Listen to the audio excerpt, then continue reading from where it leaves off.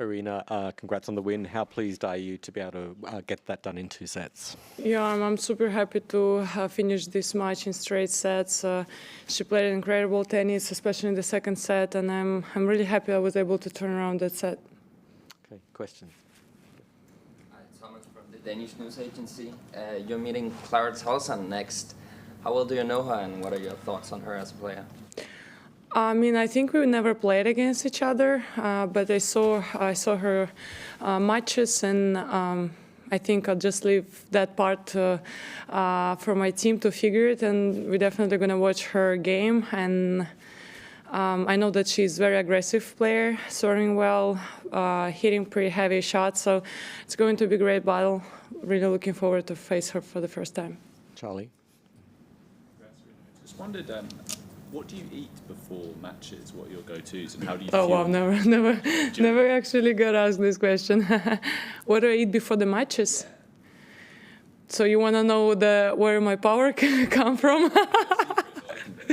There is no secret. It's just good genetics. I'm glad I'm so grateful for that, for my family.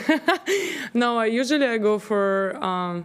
If it's early match, I just stay with the breakfast, and I eat porridge and egg white omelette, and then I have a snack like hour and a half before match, like a protein bar with the coffee. Nothing special. If I have to go for lunch, I stay pretty simple, just to avoid the Roland Garros situation. So I stay with chicken and rice and some salad. And then in the evening, I go for a meat. What did you eat before Roland Garros? Like a day before, I had pretty rare meat, you know. Usually I go for medium well, and I ask for medium well, but I think it wasn't cooked enough. And yeah, I think my stomach didn't like that. And yeah, I felt really bad on the next day. So now I'm making sure that the meat is cooked well, and before the match, nothing really heavy. During? What about during a match? During the match, yeah, I have a bar with me, full of like good carbs and protein and a little bit of fat on it, like a pretty good bar. Same as food, and it's the energy stays pretty long. But yeah, I only go for it if I feel like need it. But usually I'm not eating during the match. I feel so heavy in the stomach. Howard? Now I want to eat.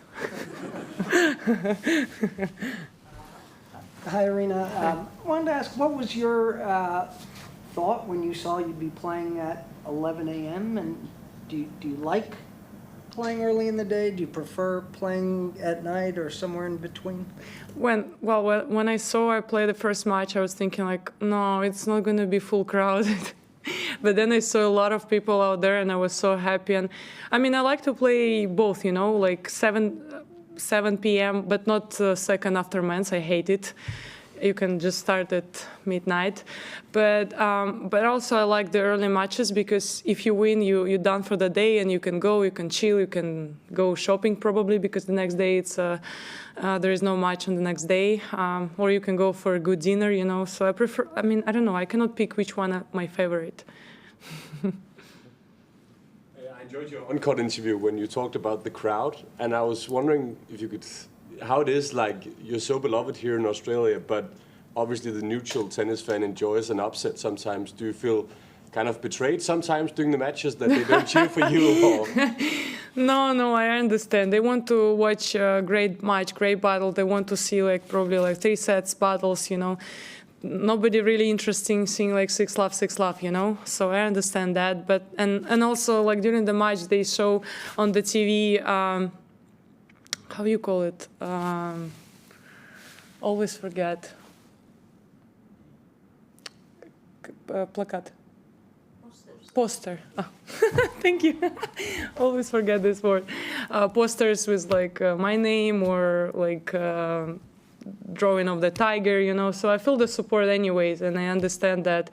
But I hope the next match they're gonna cheer for me. Please, come on, guys. be some Danes also. They'll be against you. Yeah. It's okay. I got it. I got it. I have my team. I'm going to ask my team to scream as loud as possible. Okay, Howard, and then we'll come to you.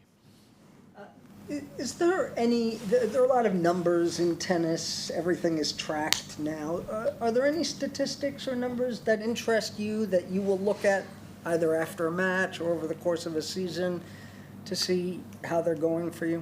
I mean, I like to see my serve percentage. I loved the statistic of my forehand at the US Open. I was like, okay, good to know. Speed, yeah, the speed of my forehand, the average speed.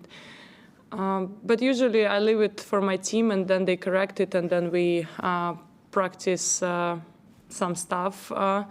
If something didn't work well and statistics wasn't on my side, but usually for me the most important is percentage on the first serve, and first serve win and second serve win percentage. So mostly about the serve.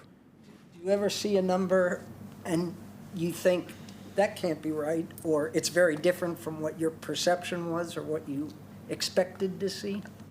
I mean, of course, I expected to see 100% first serve and 100% win on the first serve, but usually it's not like that.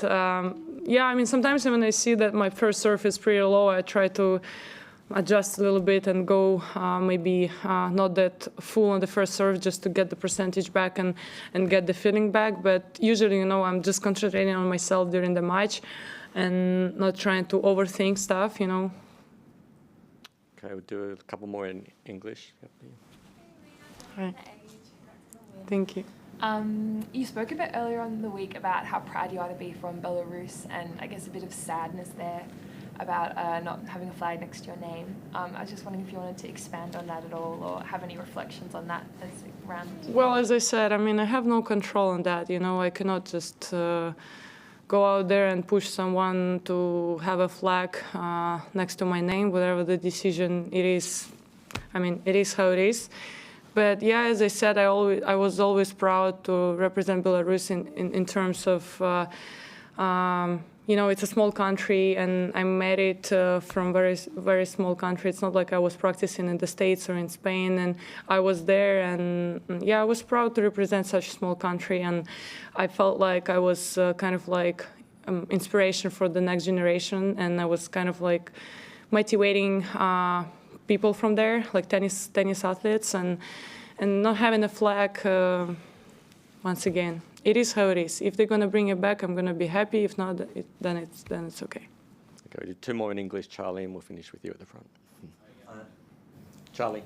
You recently changed the agency that looks after commercial interests, that sort of thing. I just wondered if you could kind of talk through the rationale for switching. Well, yeah, it's a tricky question, but I was looking for building my brand and kind of like wanted a little bit more than IMG was served for me, and I wasn't happy with the service, and yeah, there was tension between me and some of the people out there. I'm happy that I was able to finish that chapter of my life, and I'm glad with the new beginning, and I hope to build something bigger than just the momentum deals. Okay, Oscar. Yes, Aryna here, right here. Good to see you again here. You need some stats, actually. Your second serve win was about 58%. Your fastest serve today is about 183 kilometers per hour. That must be really fascinating to you as well. My question is actually, you mentioned a couple of times that you won twice here already, well sought after, and you said the third title here in a row will be sweet, but it's not really something you think about. Step by step, you try to win more. But is it really something in your vision right now, given that, after round two, some of your tough opponents are gone already? What do you make of it? Who is gone? Quite a few. Okay, I mean, oh yeah, I saw she lost. Very sad to see, but listen, it's a slam, Not everyone can handle these emotions, and once again, as you see, there is so many players who's playing really well in these conditions, and And it's not like if they got it means that, okay, it's easy for me. No, it's not. I have to go there. I have to compete. I have to fight. And today's match proved that, you know, girls can go there and just play without any fear and just, you know, without anything to lose. And they can put you in really uncomfortable position.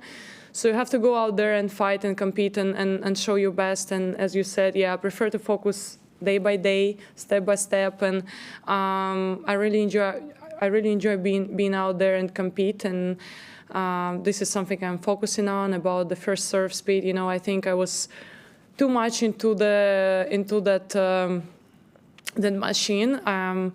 And in these conditions, probably you're not going to serve your fastest serve because ball's getting pretty heavy. And as when I stopped looking at that, you know, at that statistic, I started serving better, and I was actually serving some heavy serves. So I think I'm not going to look at that, you know, at that statistic anymore, and I'm going to focus step by step.